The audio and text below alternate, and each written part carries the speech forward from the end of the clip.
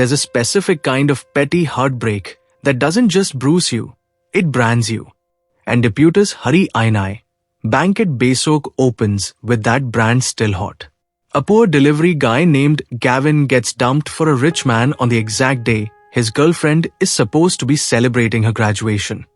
And the show doesn't play it like a gentle, we grew apart, breakup. It's humiliation. Public-facing. The kind where you can feel the air in the room change and you're suddenly aware of your own hands, your own shoes, your own lack. And I know I'm supposed to be above this as a reviewer, right? But I'm not. Not here. Because the drama looks you dead in the eye and says, you want revenge? And then it builds an entire rocket out of that feeling. Welcome back to Flick Flair. If you like long, messy, emotionally specific drama talks, where we actually sit with what a show is doing, you're in the right place. And if you end up enjoying the vibe here, consider subscribing. No pressure. Just means you'll find your way back when the next drama ruins your sleep schedule. Also, spoiler approach. I'm going moderate today. I'm going to talk about the premise, the shape of the story, and some major turning points. But I'm not going to carefully map every beat or linger on the very last stretch like it's a police report. Now, Diputus Hari, Bangkit Besok is not pretending to be subtle. This is a wish fulfillment power climb, and it knows it. It starts in the most primal place. Gavin's dignity gets stepped on. Not because he's evil, not because he did something unforgivable, just because he's poor.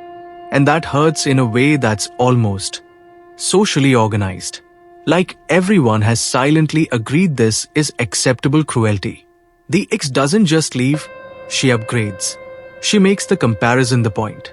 And that's what flips the switch in you as a viewer. You're not just sad for him. You're angry at the rules of the world that let a person treat someone like a disposable phase. And then the drama drops its central gimmick like a coin hitting a table, the cashback lady-ed system. Help women, get money. And before you roll your eyes, because I did, a little, instinctively, here's what surprised me. The show doesn't frame it as women are rewards. It frames it as the world keeps making women pay for everything. And this guy accidentally gets rich by being decent in moments where decency is rare. That's a meaningful difference. It doesn't fully escape the fantasy mechanics of it, but it aims at something emotionally clean. He rises by becoming useful, not by becoming cruel. The first time the system pays out, it's ridiculous. Like, laugh out loud ridiculous. A small act of help turns into $78,000. And the drama doesn't even pretend that's normal. It leans into the whiplash of it. Gavin's disbelief, his panic, that almost guilty feeling of this can't be mine, like the money itself might turn around and accuse him. And that's where the actor playing Gavin, because yes, this kind of show lives or dies on the lead, makes a smart choice. He doesn't play it like a smug winner. He plays it like a guy whose whole nervous system has been trained for scarcity. His eyes don't glitter, they dart. He doesn't stand taller, he braces for impact. That's what made me buy in early. And can we talk about how the show uses money as sound design? Because it's not just cash appears. There are tactile emphasis to the transactions, notification pings, sudden quiet, a swell of music that's half triumph and half disbelief. The edit lingers on Gavin's face right after the reward hits, not on the number. That tells you what the show thinks the story is. Not a finance fantasy, but an emotional rewire.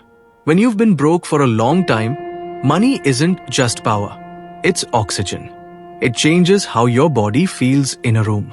It changes what you assume people are about to do to you. But wait, this is where it gets interesting later. Because a system like this isn't just a cheat code. It's a moral trap disguised as generosity. If you get paid for helping, are you still helping? And the drama, to its credit, keeps poking that question even when it's busy serving you the dopamine. The women Gavin helps. Again, I'm staying moderate, so I'm not going to invent a whole episode guide here. Fall into a pattern that the drama is pretty open about. Debt, threats, social pressure, situations where the cost of being polite has become unbearable.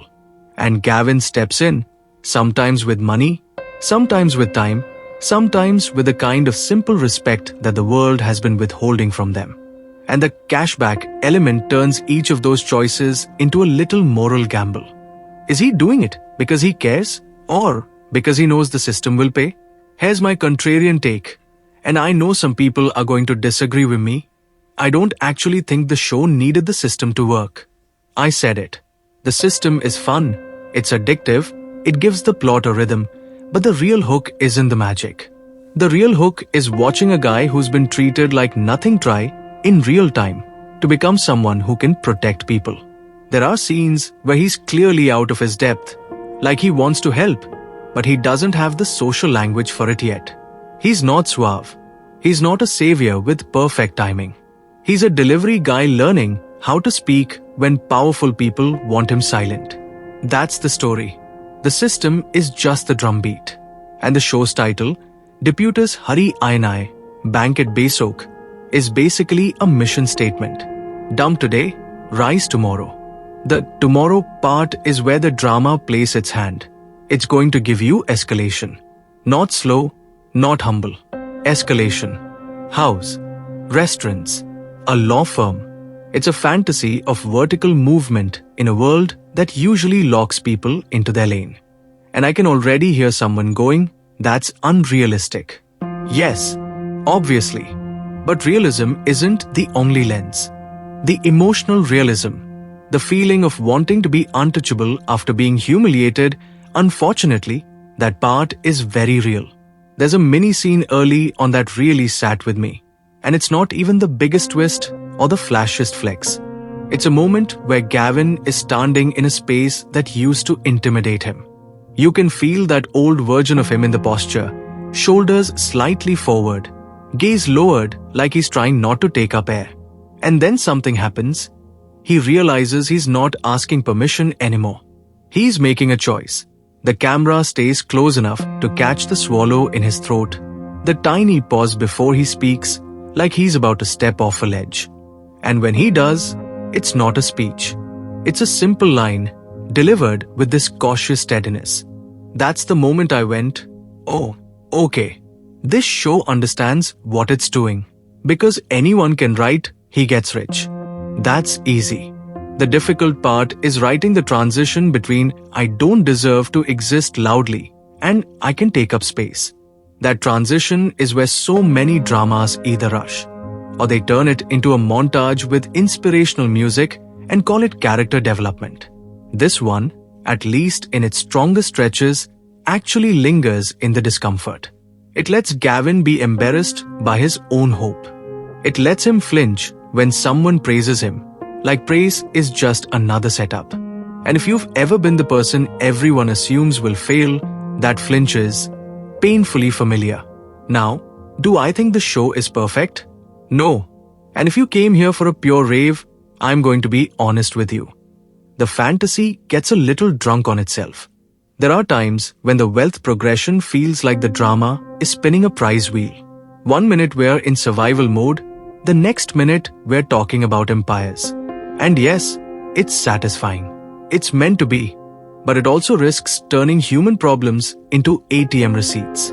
Sometimes a woman's crisis is resolved so efficiently that it almost feels like the pain was just a doorway into Gavin's next upgrade. And I don't think the show intends that cynicism, but intention doesn't erase effect.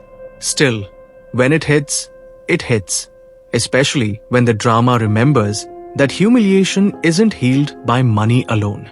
Gavin's ex doesn't just vanish after the breakup. Her presence hangs over the story like a bruise you keep pressing to check if it still hurts. And the show makes a smart decision by not turning her into a cartoon villain 100% of the time. She's cruel, yes, and shallow in her priorities.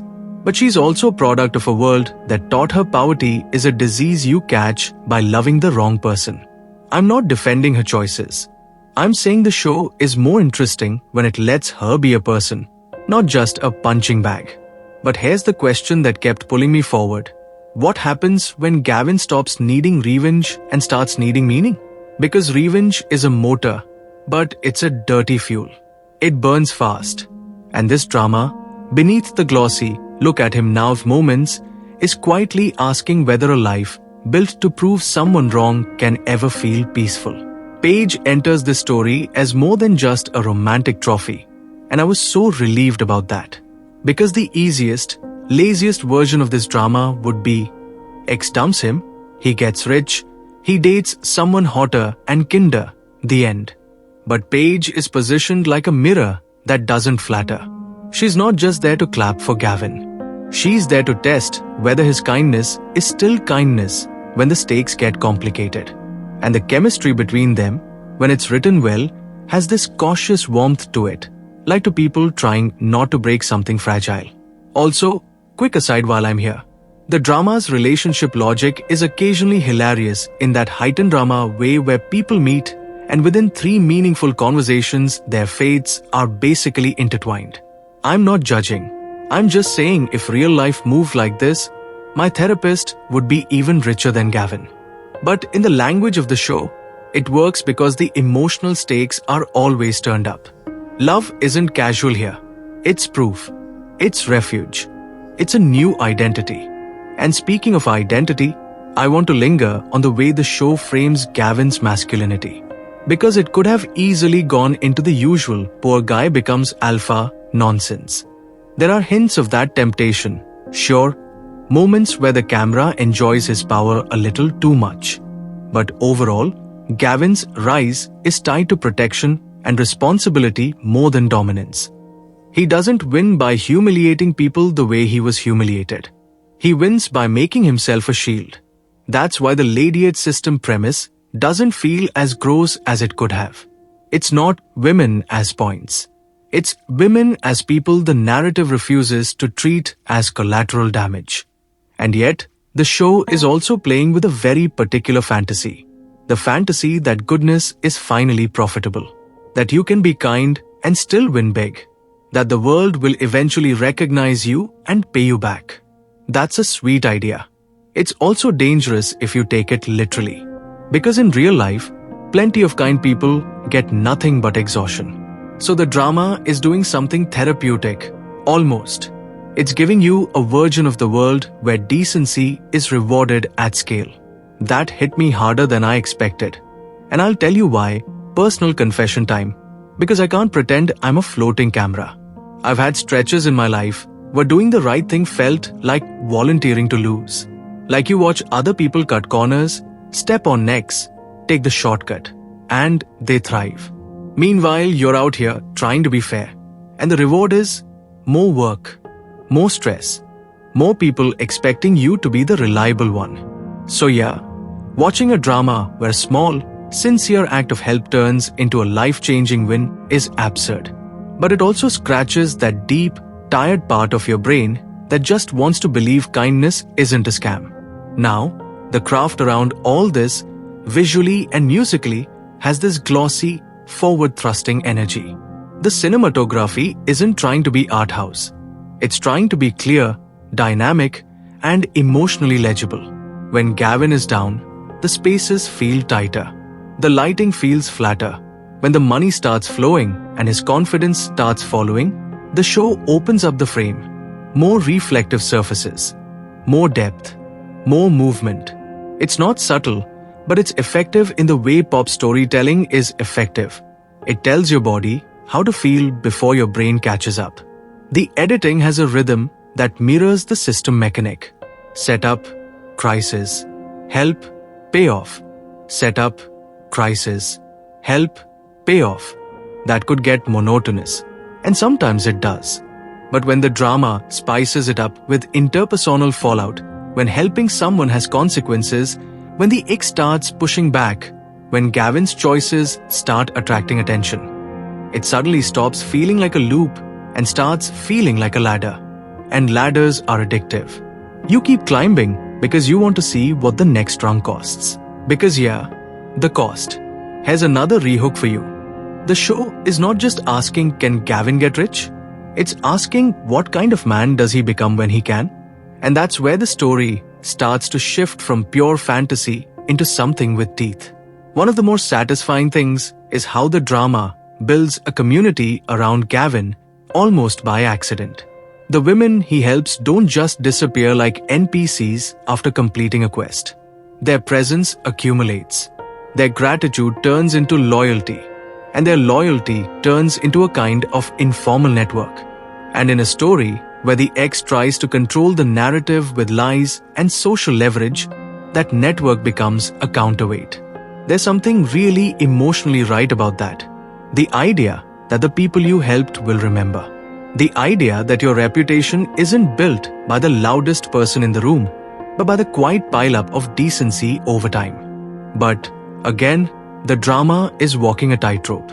Because when you write all the women support him, you risk turning them into a chorus instead of individuals. The show does better with some than others.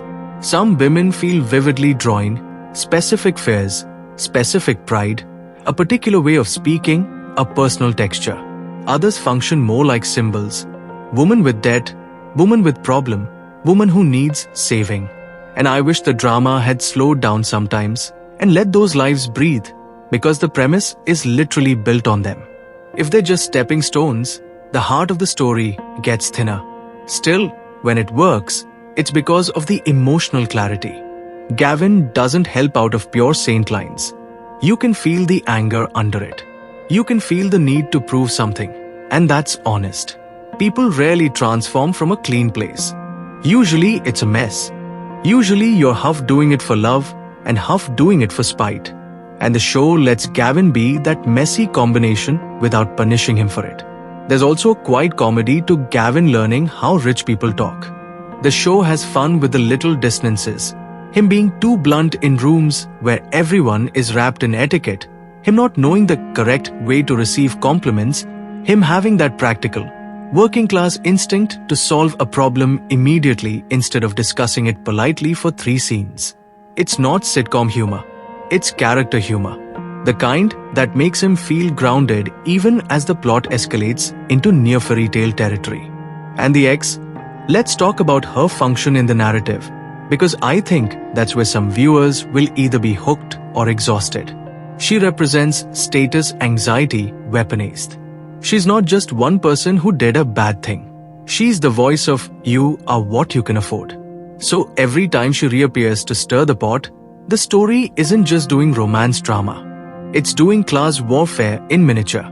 And Gavin's rise isn't just romantic vindication. It's a rebuttal to a worldview. But here's the thing, a rebuttal can become an obsession. And if the show isn't careful, it can accidentally validate the X's values by making the ultimate victory Gavin becomes richer than the guy she left him for. That's the trap. Because if the moral is money proves worth, then the X wins philosophically even if she loses socially. The drama flirts with that contradiction, and sometimes it stumbles into it. Other times, it pulls itself back by emphasizing what Gavin does with his power, not just the fact that he has it. There's a particular intensity in the way the drama stages confrontations. Again, not giving you a play-by-play of every showdown, but the vibe is consistent. It likes clean lines, the humiliated versus the humiliator, the powerless versus the powerful. The blocking often places Gavin physically lower in early scenes, then gradually puts him center frame as the story progresses. It's simple visual language, but it's the kind that makes a big, bingeable show feel coherent. You're not just watching events, you're watching an image evolve. And I have to mention the soundtrack's role in the emotional manipulation, affectionately said. When the show wants you to feel the rush of "he's finally winning," it hits you with these swelling, glossy cues that are basically emotional sugar. When it wants you to feel the sting of betrayal, it strips back into something colder, more minimal, letting silence do the work. There's a moment early on where the absence of music is louder than any dramatic score could be. Just room tone, maybe a distant murmur, and Gavin's breathing. That's the kind of choice that tells me someone in the production understands restraint, even if the plot itself is often maximalist. Now, I'm going to pivot to Paige again, because her role becomes more crucial as the drama stretches beyond the initial revenge engine. Paige is where the show can either deepen or flatten. If she becomes purely supportive, she's decoration. If she challenges Gavin, if she complicates his motives, she becomes story. And the drama does give her a spine. She's not just there to be impressed. She's watching him, measuring him, not in a gold digger way, but in a moral way. Like, are you real or are you performing?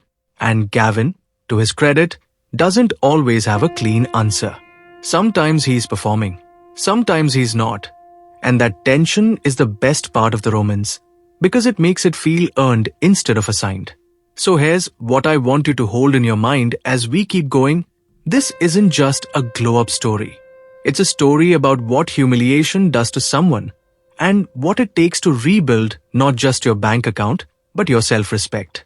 And once the ex starts actively attacking his reputation, once the lies and counterattacks start to tighten around him, the drama has to decide what kind of hero Gavin really is. Is he the guy who buys his way out? Or is he the guy who stands there and lets the truth be messy until it finally lands? Because those are two very different fantasies, and the show plays with both. And the moment that question really starts to bite is when Gavin's help stops being anonymous kindness and becomes public power. When his choices ripple out into bigger systems, business, law, reputation, and he realizes that being a good guy with money is still not enough to protect you from people who are determined to rewrite you. And that's when the show starts getting sneaky about what its real villain is. Not the rich boyfriend, not even the ex, though she's absolutely the spark plug. The villain is narrative control. Who gets to define what happened? Who gets believed? Who gets to be the good guy in public without having to bleed for it? Gavin can stack money, stack property, stack success, but the second someone with enough social leverage decides, actually, you're a fraud, you're a predator, you're a user, suddenly his rise has to survive something that cash can't just instantly buy off. I really liked how the drama frames that shift, because you can almost feel the genre early on its revenge fantasy with a morality slot machine. Then it grows into this reputation thriller where every kind act Gavin has done gets reinterpreted by people who weren't there. And it's so frustrating in that way that feels uncomfortably real. Like, I'm watching it and I'm getting mad on his behalf. But I'm also thinking, yeah, in the real world, if someone wants to smear you, they don't need facts. They need a story that fits what people already assume. And a poor guy who suddenly has money? People already have assumptions lined up and ready to go. There's a particular sting in how the excess counterattack isn't just personal, it's strategic. She doesn't come at him like, I hate you. She comes at him like, I can make the room hate you. And that's a different kind of manners. It's not loud, it's social. It's that weaponized smile, that calm tone where she's technically not screaming, but she's still trying to set the building on fire. The actress. Again, I'm not going to pretend I know her whole filmography. But in this drama, she makes a smart choice by not twirling her mustache. She plays the ex like a woman who thinks she is being practical. Like she's protecting herself, protecting her image, protecting her choices. That's what makes her dangerous. She believes her own rationalizations. Now, do I think the drama sometimes leans a little too hard into making her the punching bag? Yeah, there are moments where it feels like the script is yelling, hate her more, instead of trusting us to already be mad. But when she's written with that icy, self-justifying logic, she becomes more than a villain. She becomes the embodiment of a world where love is an investment strategy and morality is just whatever keeps you safe. And this matters later because Gavin's response to her lies is where his character either levels up or collapses into the same shallow value system. If his counter is just, look how rich I am, then we've gone nowhere emotionally. But if his counter is, look at what I've actually done and look at who I've become, then suddenly the drama isn't just cathartic. It's meaningful. Here's where the Lady system gets complicated in a way I didn't expect. On paper, it's simple. Help women, get money. But once Gavin is under suspicion, every act of help becomes suspicious. It's almost like the system itself is bait for cynics. Oh, he only helps women to get paid. Oh, he's building a harem of gratitude. Oh, he's buying loyalty. And the show lets those accusations hang in the air long enough that you can feel Gavin's stomach drop. Because even if his intentions are mixed, even if he's not a saint, he also isn't what they're saying. And there's this ache in watching someone's best moments get twisted into evidence against them. And I'll be honest, that's one of the reasons I kept watching past the initial sugar rush. Because that's drama. Real drama. Not just he wins again. It's what happens when your own goodness becomes a liability. Wait, sit with that question. Because it's the thread that ties together the romance, the business empire stuff, and the legal angle later. Speaking of the empire, the jump from I can pay off someone's urgent debt to I own a luxury home to I'm building a restaurant kingdom to if there's a law firm in the mix is the part where the show either becomes pure fantasy or it becomes a character study about power. And Diputus Hari, Bangkit Besok kind of, does both at the same time. Sometimes it's absolutely a glossy montage of success. And sometimes, in the quiet after the montage, it shows you the loneliness of arriving somewhere you never imagined you'd be. There's a moment, not even staged as a big emotional set piece, where Gavin is in a beautiful space that's supposedly his reward, his home, his new life, the symbol of you made it. And the show makes the choice to let the room be too big, too clean. The sound of his footsteps is slightly too sharp. He sets something down and you hear the echo. The camera doesn't rush to decorate it with warmth. It lingers on the emptiness. And his face does this tiny thing, like a micro frown, like he's realizing that comfort without community is just expensive silence. That's the kind of detail I'm always hunting for in these stories, because it's where the fantasy admits its own limits.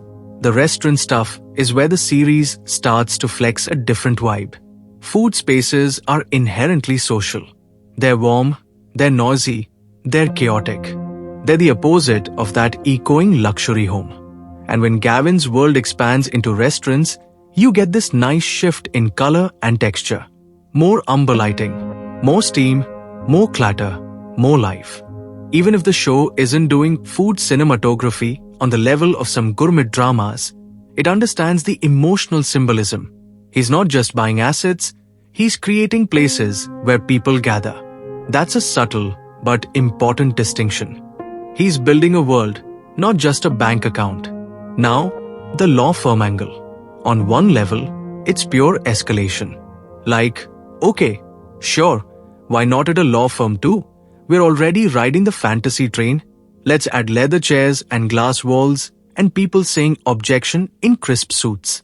But thematically, it's actually a smart move because it ties back to what Gavin's really trying to do. Protect people in a world where paperwork and power crush them. Debt, contracts, exploitation, reputation. Those are legal problems as much as emotional ones. So when the drama introduces this idea of legal leverage, it's not just cool, he's richer. It's he's learning a new kind of language. The language that powerful people have been using against him all along. And that's where the performance choice of Gavin becomes crucial again. Because it would be so easy to play new rich as swagger. But he often plays it as vigilance, like he's constantly scanning for the next trap. Even when he's confident, it's not carefree. There are tension in his shoulders that doesn't fully disappear, and that sells the idea that trauma doesn't evaporate just because you can finally afford nice things. I want to talk about the women he helps, because the show takes a big swing with the they all support him later payoff. And I'm torn in the best way. Emotionally, it works. It's satisfying to see a community form. It's cathartic when the excess smear campaign collides with actual human beings who go, no, I know what he did for me. That's powerful.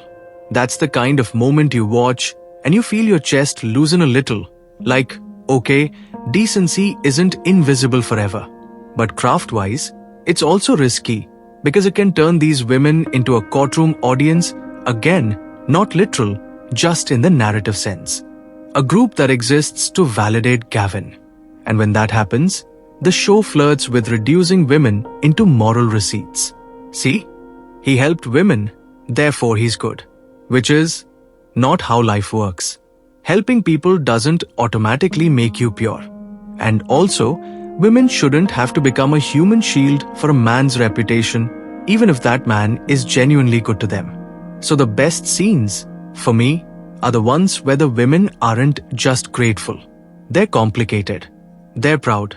They have opinions about Gavin that aren't worship. Sometimes they push back. Sometimes they call him out when he's acting from ego. Those moments are gold because they keep the premise from becoming creepy. They remind you these are people with agency, not just beneficiaries. And here's a surprising take I've been chewing on. I actually think the Ladyette system is less about women than it is about Gavin's relationship to debt. Financial debt, emotional debt, social debt. The show is obsessed with the idea of owing and being owed. Gavin starts the story feeling like he owes the world an apology for existing. His ex treats him like he owes her a lifestyle. The rich guy represents the world of we don't owe anyone anything. And the system shows up like a cosmic accountant. You did something good. Here's your return. The drama is basically asking, what if the universe kept receipts? And what would that do to a person who's been living in moral overdraft? If that sounds abstract, let me ground it in a moment. They're a kind of scene this show does really well where someone is on the verge of collapse, debt collectors, social humiliation, pressure building, and Gavin doesn't swoop in with superhero energy. He hesitates.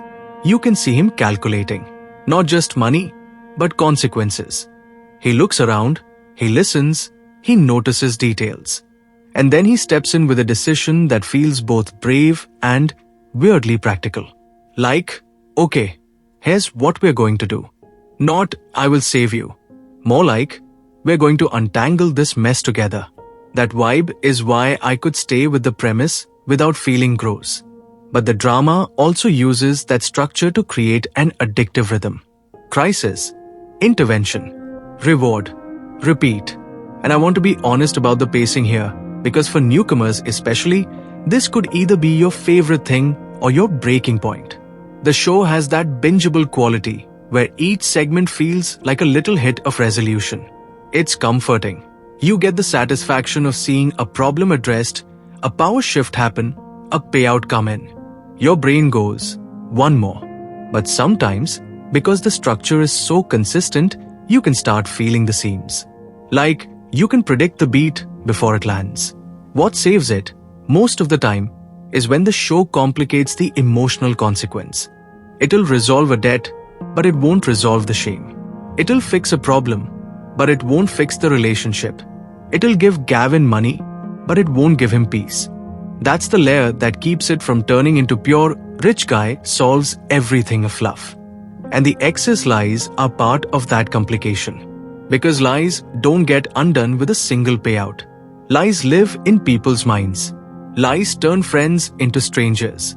Lies make you doubt your own memory. There's this particular cruelty to being misunderstood publicly. And the show taps into it with a surprisingly sharp nerve. Now, Paige. Paige is where the drama's emotional intelligence either shows up or doesn't. And I'm going to say something that might annoy some fans. Paige isn't the most exciting character on paper. She's not written like a chaos magnet. She's not a fireworks display. She's steadier. And in a story this heightened, a steady character can look boring if you're only watching for plot shocks. But here's why I think Paige works. She's the first relationship in Gavin's life that isn't built on scarcity. His ex-relationship has scarcity baked into it. He's constantly trying to keep up, to earn love, to prove worth. Paige is a different proposition. Paige is like, I'm not buying your story automatically.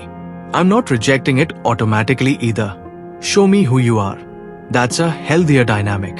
And it creates a slower, more adult kind of tension that I honestly didn't expect from a drama that starts with a breakup humiliation bomb. The chemistry, when it clicks, comes from the space between them.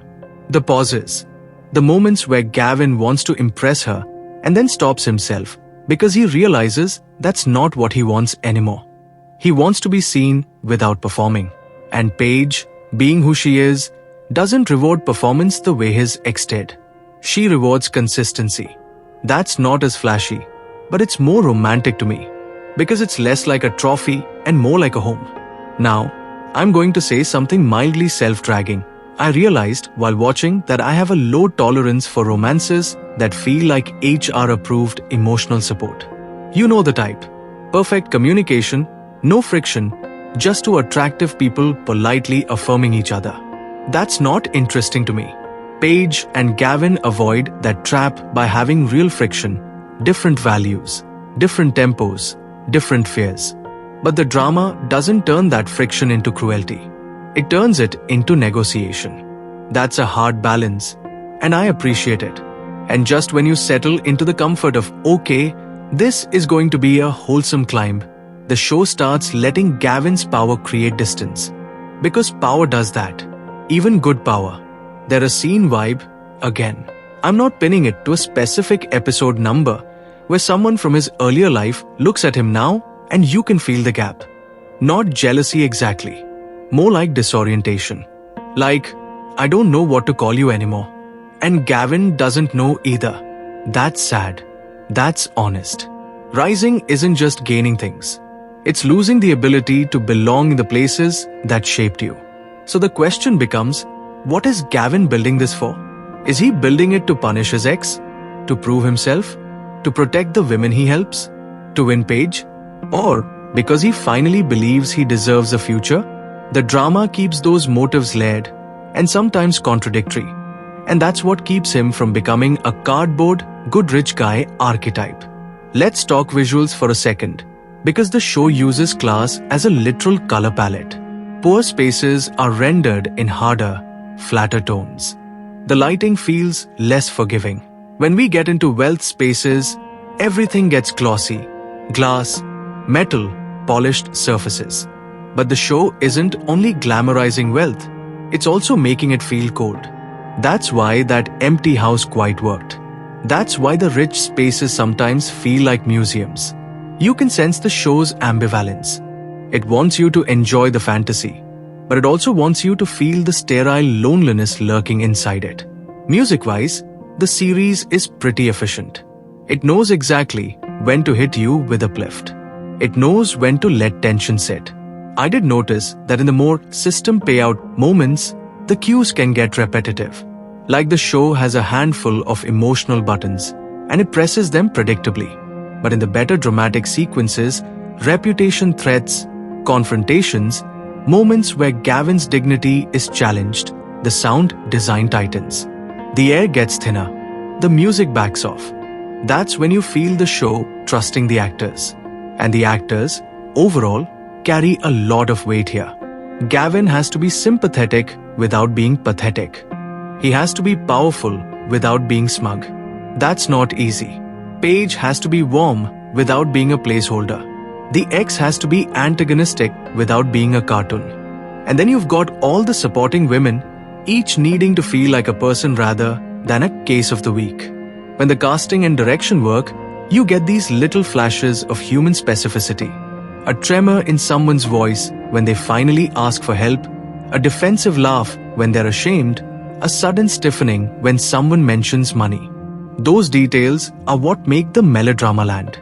Here's another rehook, because this is where I think the series earns its title the most. Once Gavin starts winning big, the real question isn't can he rise? It's can he rise without losing the parts of himself that made the rise meaningful? Because a system can make you rich.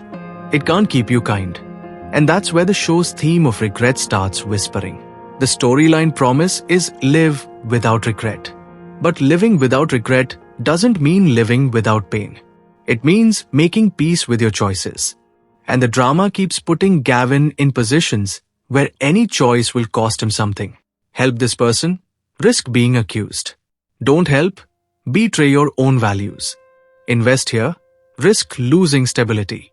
Hold back? Risk losing momentum.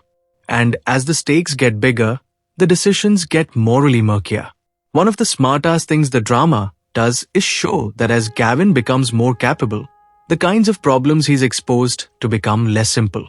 Early problems are like knots you can cut with money. Later problems are like webs.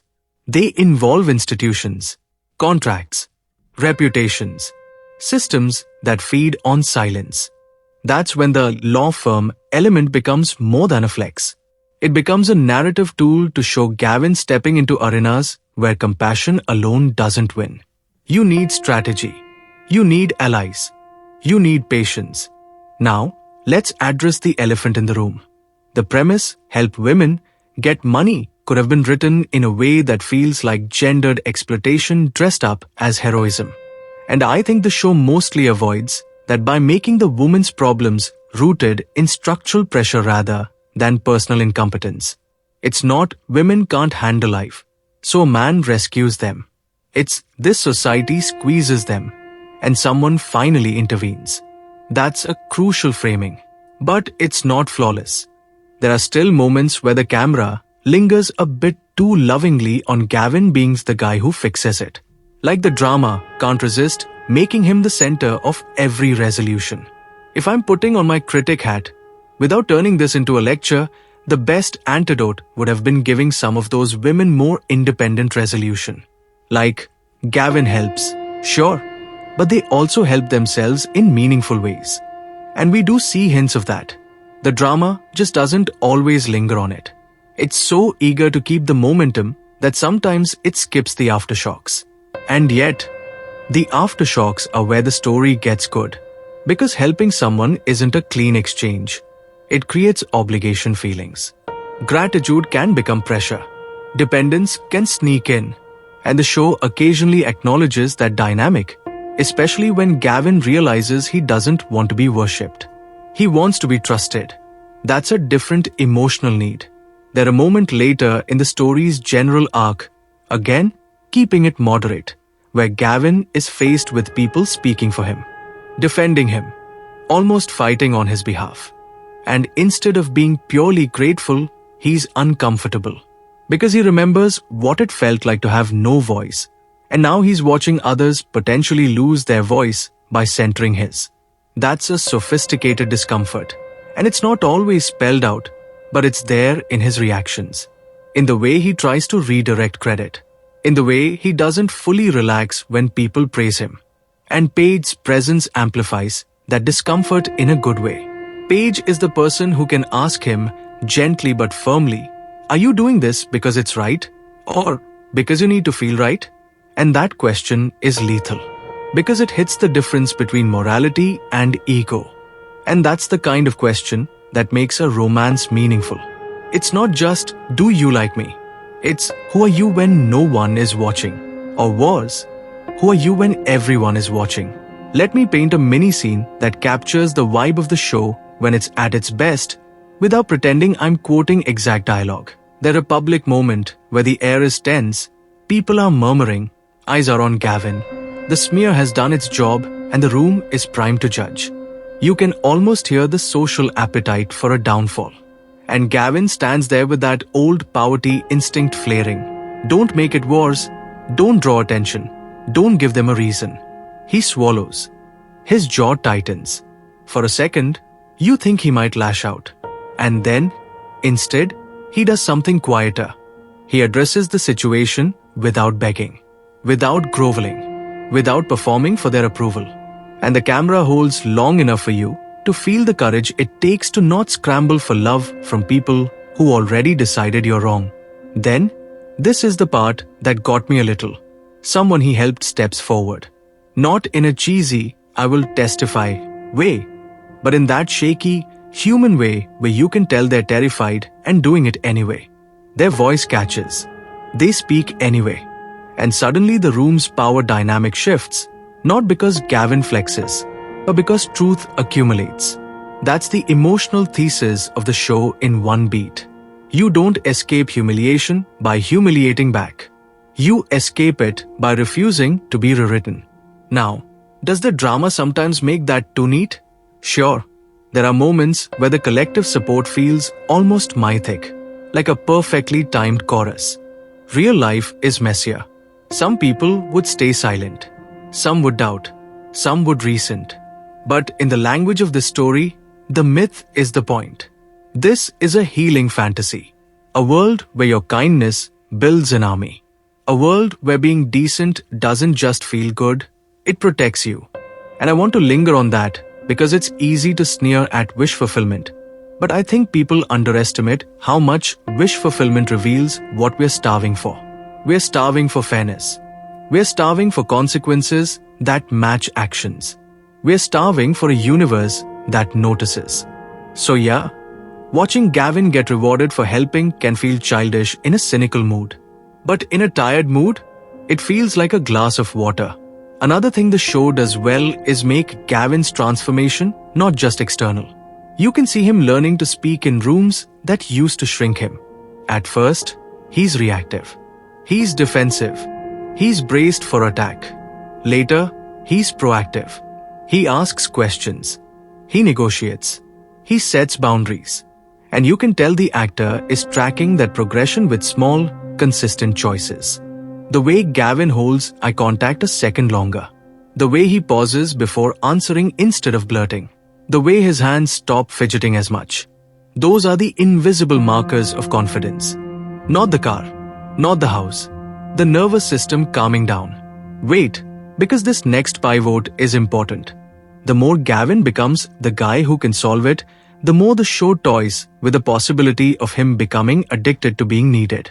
And that's a real addiction. People talk about money addiction, power addiction, fame addiction. Being needed is another one. It can swallow you. It can hollow out your relationships. It can turn help into control. And the drama circles that danger without fully diving into it. But the fact that it circles it at all adds a layer of tension. Paige, again, is essential here because she's the one relationship that can't survive if Gavin turns every emotion into a transaction. And that's another reason the Lady system premise is thematically clever. It's literally transactional goodness. So the romance has to prove that Gavin can love without expecting a payout. He can choose someone without the universe rewarding him for it. Otherwise, it's not love. It's just another system. And I think that's why the show's quieter romantic beats land more than the big, look how successful he is beats. The scenes where Gavin and Paige are just navigating trust, sitting in a room, saying less, listening more, those scenes feel like oxygen between all the escalation. Now, I've seen some viewers dismiss Paige as too perfect, and I get it. She can sometimes read like the moral center, the one who's always right. But I don't fully agree with that critique because I think Paige's perfection is more about the drama needing an anchor than about her being unrealistic. In a story where everyone else is either exploiting or collapsing, Paige functions as stability. That can feel like a lack of spice, but it also makes her a believable long-term partner for Gavin. Not a spark, a steady flame. The X, by contrast, is all spark. And the show loves the contrast. Paige is warmth. The X is heat. Paige invites Gavin to rest. The X forces him to react. And the drama is basically saying, which life do you want? A life built on reaction? Or a life built on choice? I'm also fascinated by how the show handles the X's downfall. I'm not going to drag us into the exact mechanics of how she ends up in prison, because that gets into late-game territory. But conceptually, the drama treats her downfall not as tragedy, but as consequence. It's not framed like a woman is punished for ambition. It's framed like a person is punished for harm. And that distinction matters. Because in a lot of stories, women who choose status get punished in a weirdly moralistic way, like the show is scolding them for wanting comfort. Here, the scolding is about lying, manipulation, and cruelty. It's about what she did, not what she wanted. But the drama doesn't let Gavin be purely passive in that. His refusal to stay small is part of what forces the truth into daylight. That's another theme the series keeps returning to, the cost of silence. Gavin's old self would have taken the hit and disappeared. His new self refuses. And that refusal is framed as growth, not arrogance. Now, On a pure entertainment level, I have to admit, the show knows how to stage a moment. It knows how to do the slow turn, the reveal of competence, the satisfying reversal where someone underestimates Gavin and then realizes too late that he's not the same guy. Those moments are candy. And I'm not immune. I'm sitting there like, yeah, okay, show me the face crack. Show me the smug guy's smile falter. I'm human. But there's also an emotional cost to living off reversals. If every victory is about making someone else look stupid, it can start to feel petty. The show avoids that, mostly, by making the victories about protection rather than humiliation. Gavin's wins are often framed as someone vulnerable is safe now rather than someone arrogant got owned. The ex wants him to be reactive. The show wants him to be principled. And when he isn't principled, when he lets anger drive him, you feel it. The music shifts. The camera tightens. His face hardens in a way that's not attractive, not triumphant. It's like watching him flirt with becoming the kind of person who hurt him. And those are the moments I wish the drama leaned into more honestly. Because that's where the internal battle lies. That's where the title's promise of no regrets becomes hard-earned instead of automatic. Another craft detail I appreciated. The show doesn't always shoot Gavin's wealth as purely aspirational. Sometimes it shoots it like surveillance. Lots of glass, lots of reflections, lots of seeing yourself in surfaces. It creates the sense that once you're visible, you're exposed. Privacy becomes a luxury you can't buy back. That's a great visual metaphor for the reputation war storyline. The higher you rise, the more angels people can watch you from. The more your life becomes a story other people feel entitled to edit. Here's the pivot that kept me engaged through the midsection. The drama isn't just about Gavin getting money. It's about Gavin getting leverage. And leverage is a different fantasy. Money is a number. Leverage is agency. It's the ability to say no. It's the ability to walk away. It's the ability to protect someone else without begging for permission. And if you've ever been in a situation where you couldn't say no because you needed the job, needed the rent, needed the relationship, needed the approval, then leverage looks like freedom. That's why the law firm and restaurant empire aren't just plot flexes. They're metaphors for Gavin acquiring languages of power. Food is social leverage. Law is institutional leverage. Money is financial leverage. Reputation is cultural leverage. The ex attacks reputation because she understands that's the one leverage Gavin can't simply deposit into a bank. And the fact that the women he helped become his defense is, in that sense, poetic. Because its reputation built the slow way. The human way. Not PR. Not spin. Not glamour. Memory. Testimony. People standing up because they were changed. Now, I do want to flag something for critics in the audience. Because I know some of you are going to be allergic to the system as a narrative device. And you're not wrong to question it. Systems in dramas can become lazy. They can replace character choices with algorithmic rewards.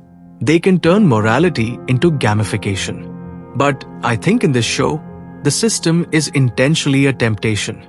It's like a little devil on Gavin's shoulder, except it wears angel wings. It says, be good, get paid. And the show keeps asking whether that's still goodness. Does it always answer that question with depth? No. Sometimes it answers it with satisfaction. Which? Fine. That's the genre. But when it does push deeper, it's genuinely compelling. Because it points at a truth we don't like. A lot of goodness in society is incentivized. People do the right thing because it benefits them socially, professionally, spiritually. And the show just makes that incentive literal. And then it dares to imagine a person growing beyond the incentive. Gavin starts for survival, for revenge, for dignity. But he keeps going because he starts to care. That's the arc. That's the human part. Here's another little personal confession. Since we're already in it, I have a complicated relationship with success stories. I'm drawn to them because they're hopeful. But I also get wary Because so many success narratives are basically propaganda for a world that isn't fair. They imply if you just work hard, you win. And that's not true. So I'm always watching for whether a drama acknowledges the unfairness instead of pretending it's a motivational poster. This show acknowledges it by making Gavin's success partly supernatural. That sounds like a criticism, but it's actually honesty. It's admitting, yeah, in the real world, this wouldn't happen just because he's nice. The system is a fantasy mechanism to deliver emotional justice, not a claim about reality. And once I accepted that, I could enjoy it without feeling like I was being sold a hustle culture sermon. Still, the show does flirt with hustle culture aesthetics. The grind vibe, the empire building, the constant escalation. If you're sensitive to that, you'll feel it. But it's softened by the heart of the story being relational rather than purely entrepreneurial. Gavin's wealth is always tied back to people, not just ambition. When the show forgets that, it feels hollow. When it remembers, it sings. And the romance with Paige is the emotional proof of that. Gavin winning Paige isn't framed as I'm rich enough for love now. It's framed as I'm healed enough to accept love now. That's a crucial difference. Paige isn't impressed by the luxury home. She's more interested in the choices Gavin makes when the system isn't watching. She's interested in whether he can be gentle when he has the right to be cruel. Now, I'm going to zoom in on Gavin's face in the breakup because the show's opening humiliation is the seed of everything. That moment is filmed in a way that's almost intimate in its cruelty. The world around him keeps moving. People are excited. Graduation energy, celebration energy. And Gavin is stuck in this emotional freeze, like his blood went cold. The ex's words land, and the camera catches that delay. The half second where he doesn't even understand he's been discarded, because his brain is trying to protect him from the full meaning. And then it hits. His eyes flicker. His mouth opens like he wants to argue. Then he closes it. Because what do you even say when someone decides your whole life is an embarrassment? That scene matters because later, when Gavin stands in rooms with power, you can still see the ghost of that moment. His determination isn't abstract. It's embodied. It's him refusing to ever be that defenseless again. And whether you think that's healthy or not, it's emotionally coherent. And the excess cruelty in that opener is what makes a later downfall feel earned to viewers. That's why the drama goes so hard in the beginning. It's not subtle, but it's strategic. It wants to plant a desire in you. Make this right. Not just make him rich, but make him respected. Make him safe. So when the drama later stages moments where Gavin is publicly supported, when the women he helped refuse to let him be slandered, you feel the payoff of that initial wound. You feel the reversal not just materially, but socially. The ex tried to make him small. The community makes him big. Now, we haven't even fully talked about the emotional stakes of Gavin becoming someone other people depend on. There's a burden in that, and the show does show it sometimes. Gavin's eyes get tired. His voice loses some of its early shakiness, but gains this heavier weariness, like he's carrying more than money now. He's carrying expectations. That's a real consequence of being the fixer. And here's where I'd have loved a bit more from the script. I wanted more moments of Gavin failing. Not like failing as in the drama becomes misery, but failing as in making the wrong call, or helping in a way that backfires, or realizing that money can't solve a certain kind of pain. Those moments, when they do appear, are the ones that elevate the story from fantasy to drama. Because the system can reward him, but it can't guarantee outcomes. Life doesn't always comply. But maybe that's part of the show's intention too. It's not trying to be a tragedy. It's trying to be a corrective dream. A world where, even when things get messy, the moral center holds. I'll say this, as a viewing experience, it's oddly comforting. Even when the ex is attacking, even when the stakes are climbing, there's a baseline promise that goodness will matter. That's why people binge this kind of drama. It's not because they think it's realistic. It's because they're tired of realism. They want a story where actions have meaning. And yet, the drama also wants to give you the thrill of public comeuppance. It wants the ex to face consequences. It wants the liar to be exposed. It wants the poor guy to become untouchable. And that's where the show's most crowd-pleasing instincts kick in.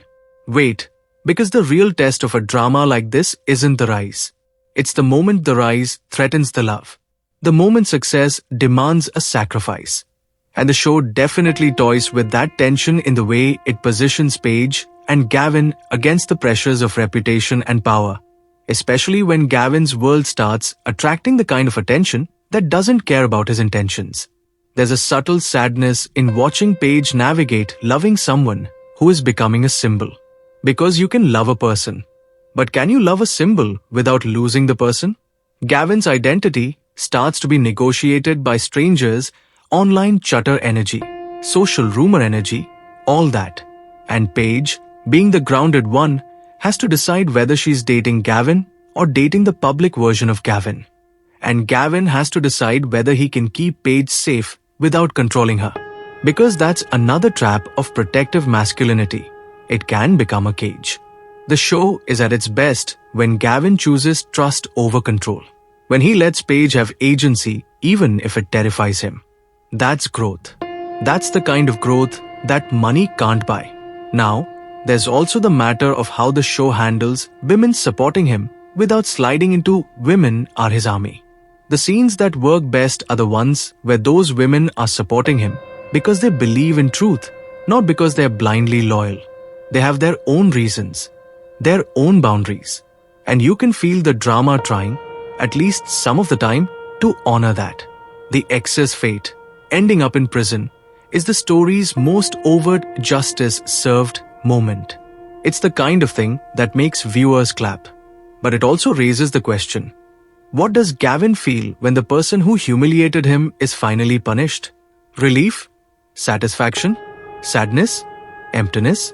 The show hints that the answer isn't just one emotion.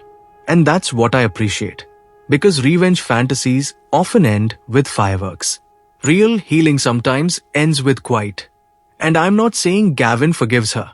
I'm not saying he should. Forgiveness is not the only form of growth.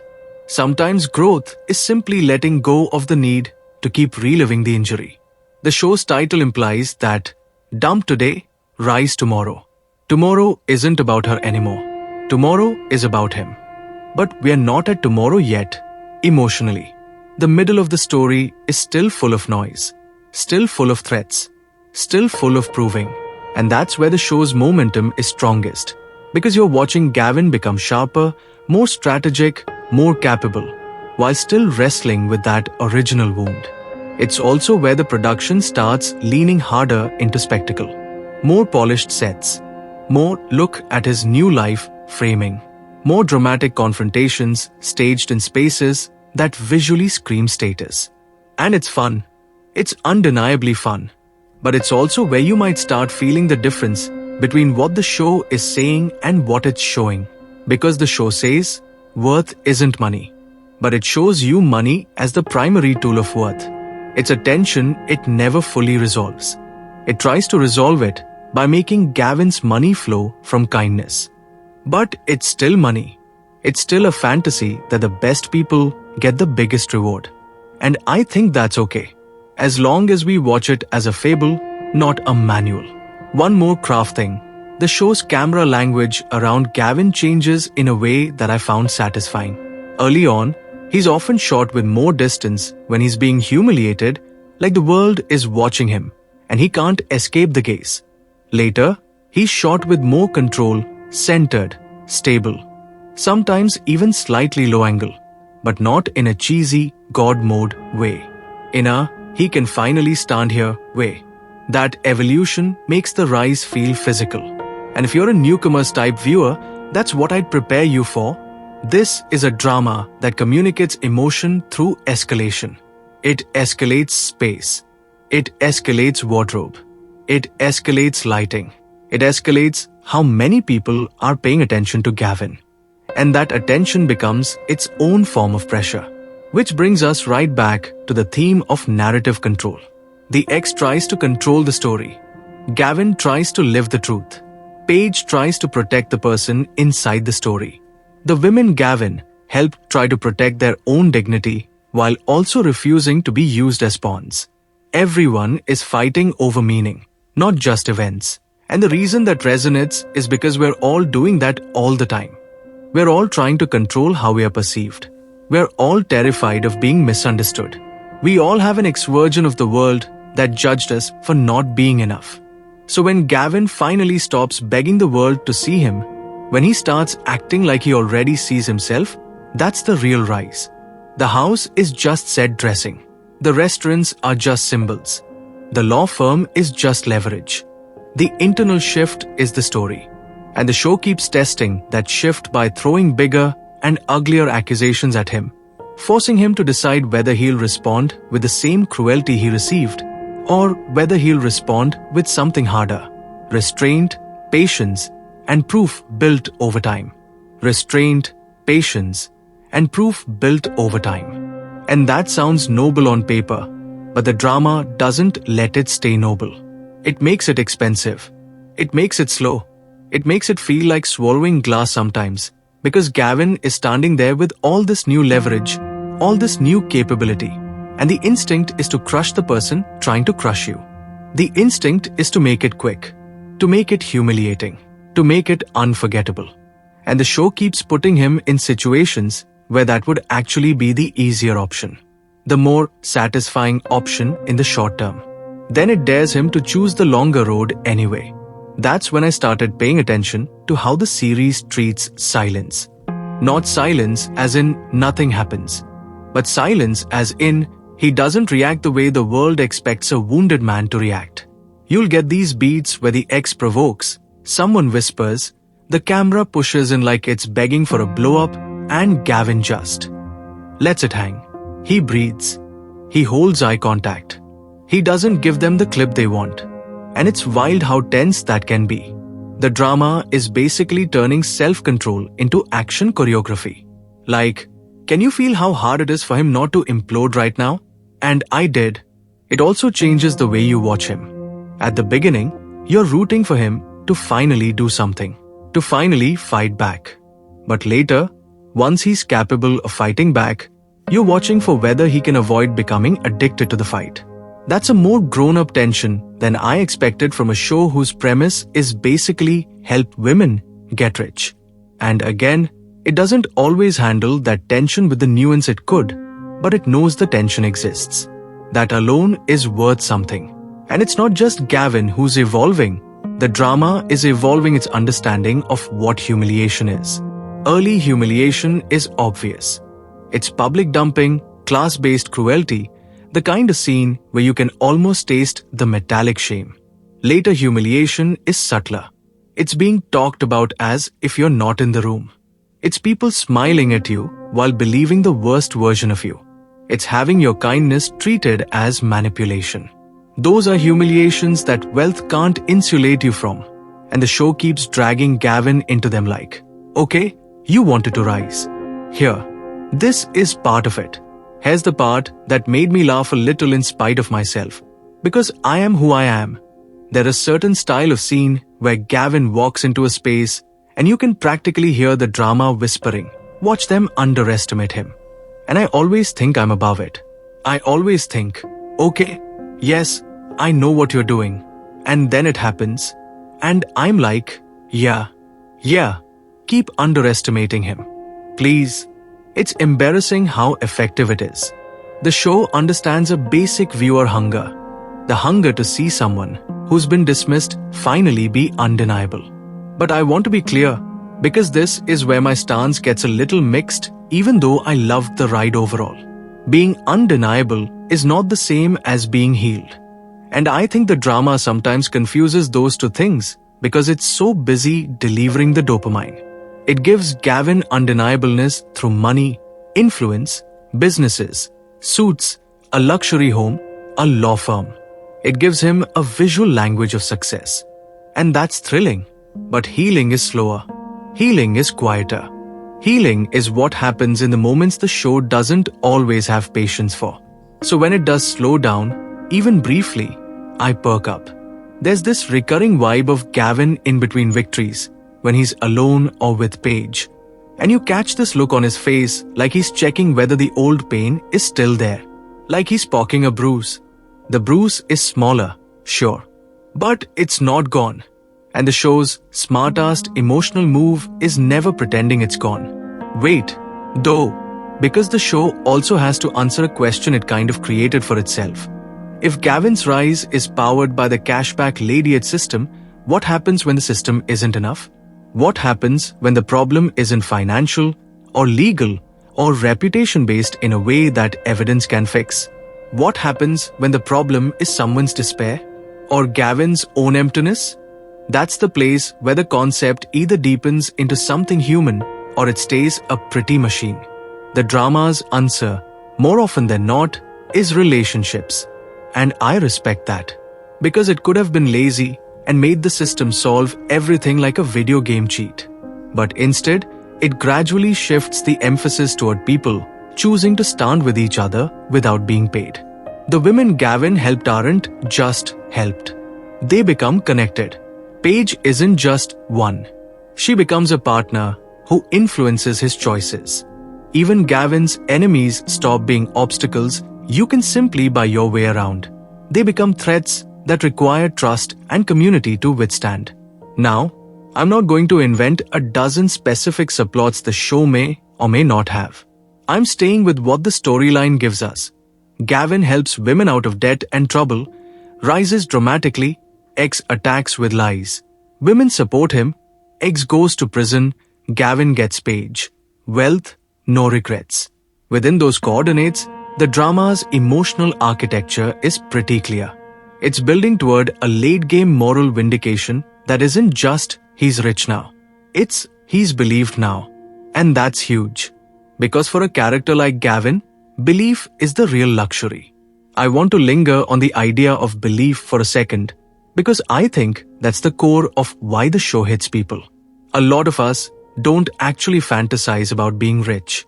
We fantasize about being safe, about being taken seriously, about being able to walk into a room without having to audition for basic respect. Money is just the easiest symbol for those things. So when Gavin starts stacking wealth, what you're really watching is him stacking safety. Stacking, you can't hurt me like that again. And the X is basically the embodiment of someone trying to reopen the wound by saying, yes, I can. I can still define you. That's why the smear campaign isn't just plot spice. It's thematic. It's the X refusing to let the story evolve. It's her trying to freeze Gavin in the role of poor, unworthy, disposable even after he's clearly outgrown it. And because she can't attack his bank account directly, she attacks the one thing wealth can't fully control: perception.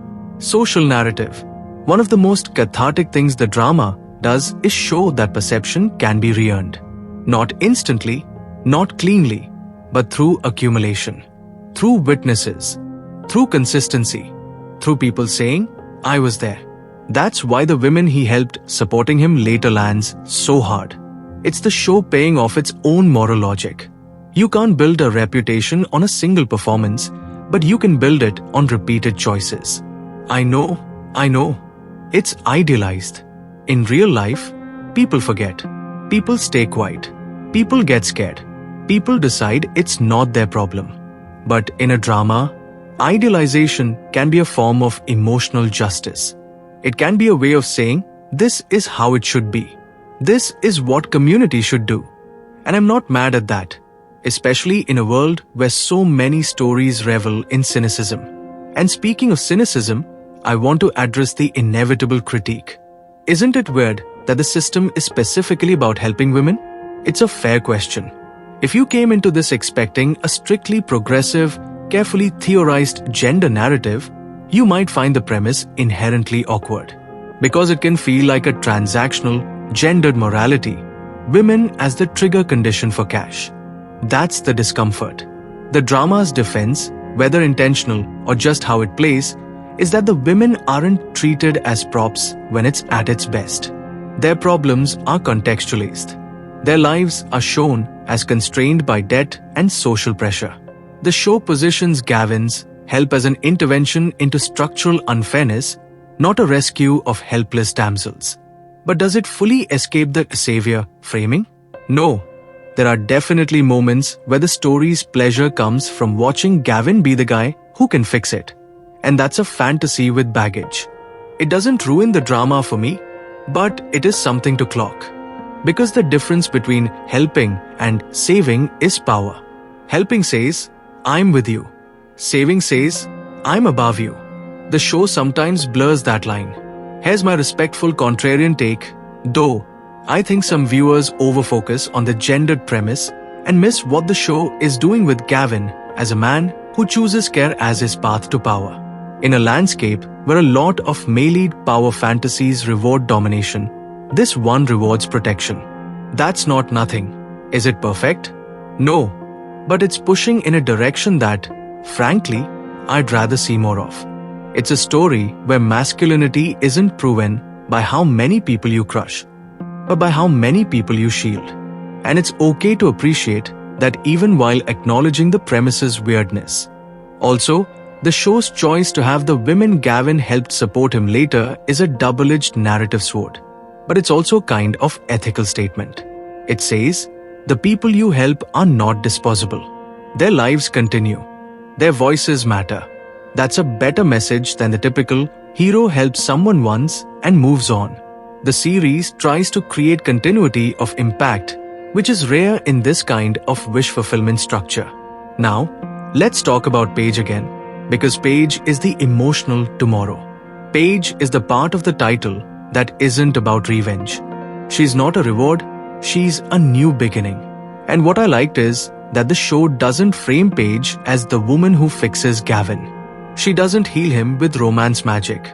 She offers him a relationship that requires honesty, and that honesty forces him to confront himself. Paige is the person who doesn't benefit from Gavin being a myth. She benefits from him being real. And I want to emphasize that because it's easy for a drama like this to make romance purely aspirational. The rich guy gets the perfect girl, they live in a perfect house. Done. But the more interesting version is, the wounded guy gets a chance at a healthy relationship. And that chance is scary because it means he has to stop living in reaction mode. There are quite kind of romance in the way Paige seems to pay attention to Gavin's fatigue. Not just his wins, not just his status, his fatigue. She notices when he's running on fumes. She notices when he's acting like he has to earn affection. And if you've ever been with someone who has that I must be useful to be loved wound, you know how heartbreaking it is. You can't simply tell them, you don't have to. They don't believe you. They need time. They need repeated evidence. Paige's role is to offer that evidence without turning herself into a martyr. And Gavin's role is to learn how to receive it without suspicion. That's a genuinely difficult arc. It's not as flashy as the restaurant empire, but it's more human. Let me give you another vivid mini-scene retelling, because this drama has these moments where it drops the spectacle, and suddenly you're just sitting in a room with two people. Imagine Gavin and Paige in a quiet space after a high-tension public situation, no crowd noise, no confrontation music, just a hum of a room. Gavin's shoulders are still up by his ears, like his body hasn't been told it's safe yet. Paige doesn't rush him. She doesn't do a grand speech.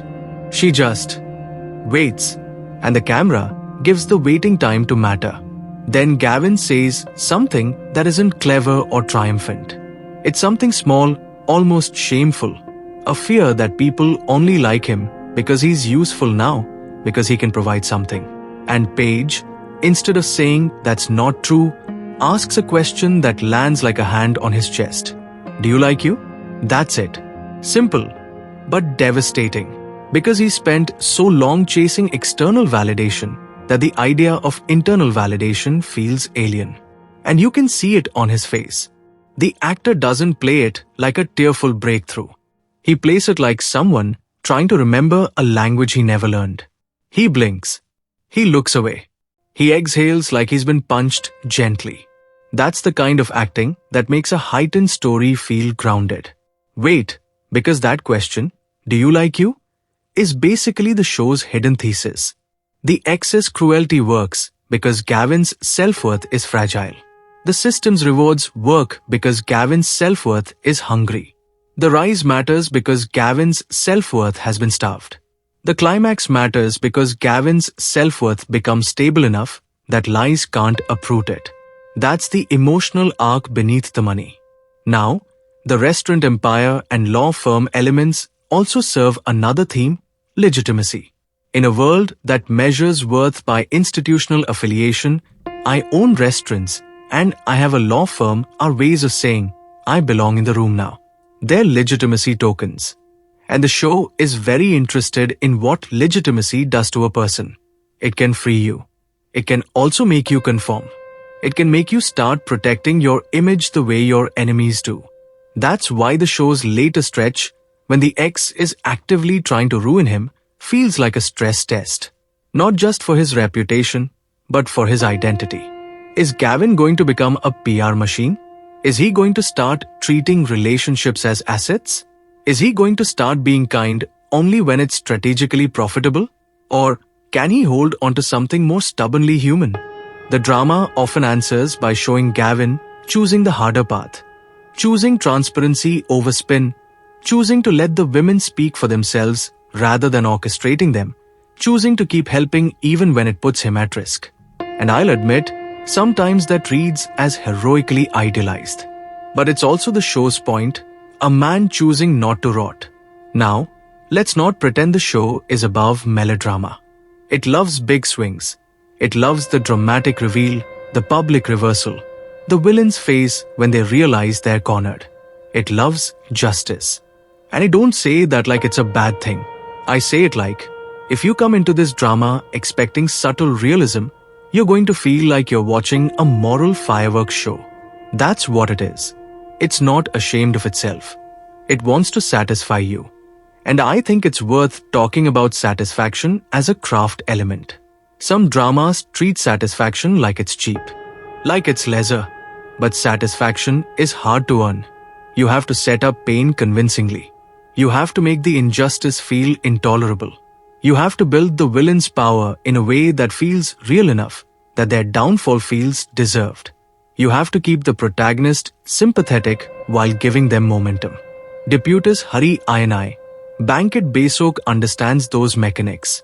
It knows how to plant a grievance and water it until it becomes a tree you want to see chopped down. The ex's downfall ending in prison is the ultimate consequence-served moment. And again, staying moderate, the exact legal chain of events is less important to me than what the show is doing emotionally with the idea of punishment. The ex is punished not because she chose wealth, but because she chose cruelty. She weaponized lies. She harmed people. She tried to destroy someone who didn't deserve destruction. Prison becomes a symbolic endpoint for a life built on manipulation. But I'll also say this. If you're someone who prefers moral complexity where villains are redeemed or at least interrogated deeply, this aspect might feel too tidy. The show isn't really interested in rehabilitating the ex. It's interested in stopping her. It's interested in restoring Gavin. It's interested in making the world feel fair again. That's the fantasy contract. Now, I want to talk about the women Gavin helps one more time, because their role in the climax is both cathartic and revealing when the ex attacks with lies. And these women step forward to support Gavin. It flips the expected script of isolation. Normally, in smear narratives, the target is isolated. People disappear. Support evaporates. Here, support consolidates. That consolidation is the drama's moral reward system. And it's also a statement about gratitude becoming solidarity. The difference between gratitude and solidarity is important. Gratitude is personal. Solidarity is political. Gratitude says, you helped me. Solidarity says, what happened to you matters beyond you. The show's late-game community support scenes, when they work, feel like solidarity. They feel like the women aren't just paying Gavin back. They're refusing to let a manipulator rewrite their own experiences too. Because here's the quieter layer. If the ex can successfully paint Gavin as a user who helps women for selfish reasons, she's not only destroying Gavin, she's also invalidating the women's stories. She's saying their pain was just a prop. Their rescue was just a performance. Their gratitude was naive. Their judgment was poor. She's insulting them too. So when they defend Gavin, they're also defending themselves, their agency, their ability to recognize genuine help, their right to speak on what they lived. That's where the show becomes, unexpectedly, about women's credibility. And that's why the premise, while awkward, circles back into something meaningful. The women are not just helped. They become voices that refuse to be dismissed. Wait, because if you want to understand why the prison ending is satisfying, it's not just villain punished. It's voice restored. The ex tried to control the story by lying. The women refuse. Gavin refuses. Paige refuses. The truth becomes a collective act, not a single hero speech. Now, acting. Gavin's actor carries the series with a performance that's surprisingly sensitive for a power climb story. The risk with these characters is turning them into walking affirmations. Look at me now. But Gavin is allowed to be awkward. He's allowed to be wounded. He's allowed to be uncertain. Even as he becomes wealthy, he sometimes still looks like a man waiting to be told it was a mistake.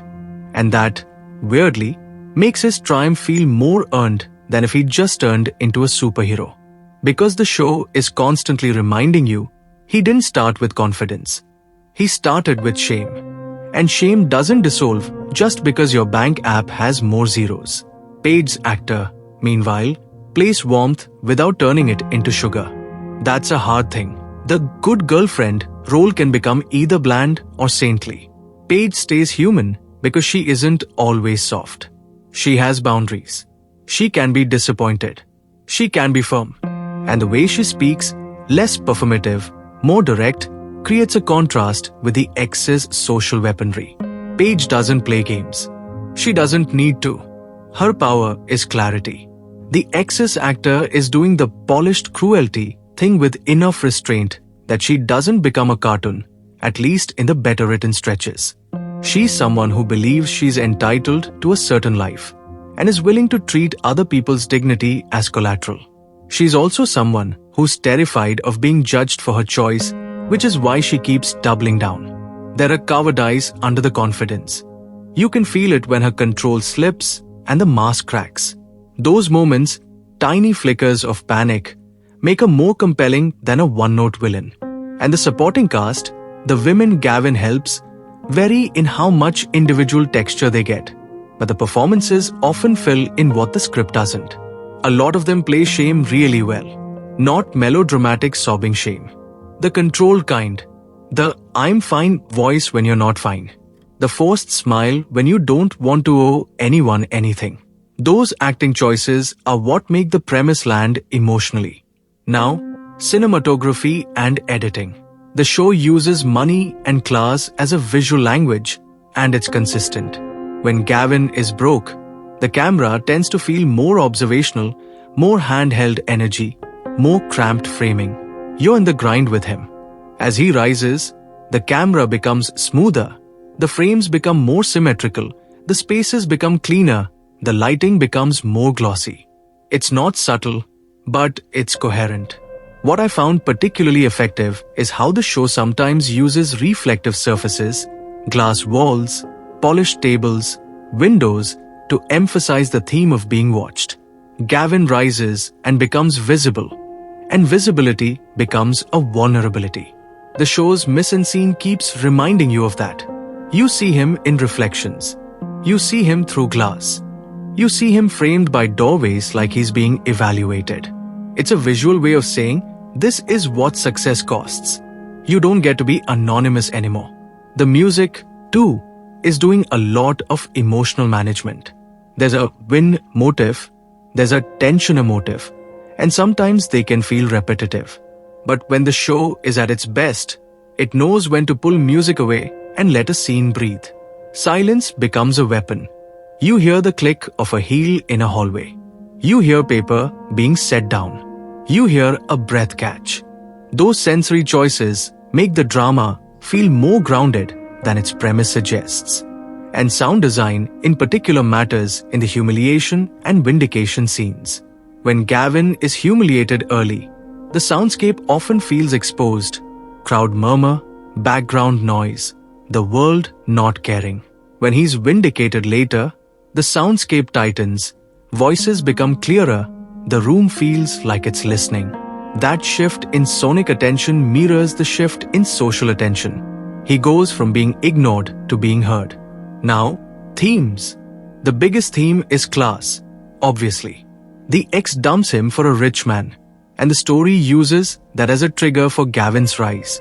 But the show is doing something more specific than rich bad, poor good. It's exploring how class affects moral assumptions. When Gavin is poor, people assume he's less worthy. When he becomes rich, people assume he's more capable, more respectable, more believable. The show both indulges and critiques that reality. It indulges it by giving Gavin access to the privileges of wealth, space, comfort, power, influence, legitimacy.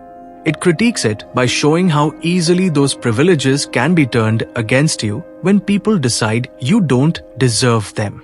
The excess smear campaign is basically an attempt to enforce class boundaries. This poor guy shouldn't be here, and if he is, he must be corrupt. That's a very real social reflex, and the show taps into it. Another theme is transactional morality. The cashback lady-ed system literalizes the idea that doing good brings reward. That's comforting. But it also forces the show to confront the question of motive. Gavin begins helping the mix of motives, dignity, anger, survival, perhaps genuine care. And the system makes those motives impossible to ignore. Every time he helps, there's a payout. The payout is like a narrator whispering, was this kindness or was it investment? And the show, at its best, answers by making Gavin's emotional growth separate from the payout. He starts caring in ways that aren't about money. He starts being affected by people's lives. He starts choosing actions that cost him socially. Those choices are the proof that he's not just playing the system. But there's also a theme of regret. The storyline ends with life without regret. That phrase can be cheesy if you don't earn it. The drama tries to earn it by showing Gavin confronted with choices that could haunt him and gradually learning to choose in a way he can live with. Regret isn't just about losing. It's about betraying yourself. The show's quiet message is that wealth doesn't prevent regret. Integrity does. And that brings us to the ending shape. Gavin ends up with wealth and Paige, ex in prison, and a life without regret. That's a very satisfying arc. It's also, in some ways, a conservative arc. The good guy gets the girl, gets the money, the bad girl gets punished. It's a fairy tale moral structure. And I'm not saying that to diminish it. I'm saying it because if you're the kind of viewer who needs messy, ambiguous endings where everyone is morally compromised and no one really wins, this is not that type of story. This is a justice fantasy. It wants to restore order. Now, here's the surprising thing. I think the show's justice fantasy ending works better because it doesn't make Gavin's victory purely external. Yes, he gets the house, the businesses, the law firm. Yes, he gets Paige. Yes, the ex is punished. But the most important win is that Gavin doesn't look haunted anymore. He looks settled. And that is the real wish fulfillment. Not wealth, peace. And I don't say that lightly because peace is not sexy television. Peace is hard to dramatize. Peace can look boring if you don't build the pain properly. This show builds the pain properly. It gives you a protagonist whose early life is defined by scarcity and humiliation. It gives you a wound that feels believable. So when he ends up without regret, it doesn't feel like a motivational poster. It feels like a man who finally stopped asking for permission to exist. Wait, though, because without regret can also be a dangerous phrase. It can imply he did everything perfectly. He didn't. He couldn't. The show sometimes flattens the complexity of his rise by smoothing over consequences. That's one of my main critiques. There are points where the narrative treats the system rewards as proof that Gavin's choices were good. But in real moral life, good choices can have bad outcomes, and bad choices can have good outcomes. A system that always rewards help can make morality feel too simple. So my critique isn't that the show is unrealistic. Of course, it's unrealistic. My critique is that sometimes it's too eager to reassure you. It wants you to relax into the fantasy. And that's fine. But when it flirts with deeper questions like motive, agency, dependence, narrative control, I wish it had the courage to stay in discomfort a little longer. That said, the show is emotionally intelligent enough in its better moments that I still felt fed. I still felt like it was about something beyond money. It was about dignity. It was about community. It was about refusing to let the world define you by your lowest status. And that's why I'm overall in the loved it camp, even with the caveats. Now, I want to talk about the pacing again, because this is where newcomers might need calibration. The early part is a rocket. Humiliation, system, first payout, first big help, sudden rise. It moves fast. It's designed to hook you. Then the midsection can feel like a cycle. New woman, new problem, new help, new payout. That cycle is either comforting or repetitive depending on your tolerance for formula. But the show does attempt to evolve the cycle by raising the stakes. The problems become more institutional. The excess smear campaign becomes a meta problem that overlays everything. Page becomes a moral anchor. The businesses create new conflicts. The law firm introduces a different kind of battlefield. So even when the structure repeats, the context shifts. If you're a critics-type viewer, you might still roll your eyes at the convenience. The way problems line up to be solved. The way rewards appear. The way community support arrives in moments of need. But as a viewer who watches dramas as emotional experiences, I found the convenience purposeful. It's not trying to be a slice of life. It's trying to be an emotional balm. And this is where I want to make another personal confession, because I think it shapes how I responded. I have had periods where I felt like my life was an endless negotiation with scarcity. Not necessarily money, but time, energy, stability. When you're living in scarcity, you start making decisions from fear. You start thinking in small horizons. You start feeling like you can't afford mistakes. Watching a character like Gavin suddenly have abundance, suddenly be able to fix things, suddenly be able to say, I can handle this, hits something deep. It's not jealousy. It's longing. It's the longing to have enough breathing room to be generous without panic. So the show's fantasy can feel therapeutic. It can feel like watching someone step out of constant fight or flight. And the more Gavin's body language changes, the less he flinches, the more he breathes, the more you feel that therapy. It's like the story is telling your nervous system it's possible to be safe. Even if it's fictional, even if it's magical, even if it's exaggerated, the feeling matters. Now, let's talk about the X again in a way that isn't just boo, villain. Because I think the X character is also a mirror. She's not just an antagonist. She's a representation of internalized class shame.